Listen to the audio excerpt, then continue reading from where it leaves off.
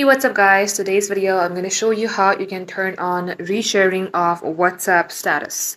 So first of all, what you have to do is head over to your WhatsApp application, get logged into your WhatsApp account number, then select three dot icon.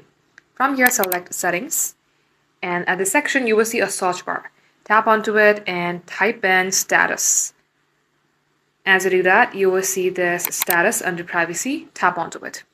Now at this section, all you have to do is toggle on this button that says allow sharing. If you toggle it on, it will let people who can see your status reshare and forward it to their friends, or maybe put it as their WhatsApp status itself. So likewise, this is how easy it is. And another thing, if you would like to share across apps, you can share it to your Facebook or Instagram. For that, you may go ahead, toggle this on, and you're going to have to connect to your account. So guys, this is how easy it is. Thank you for watching.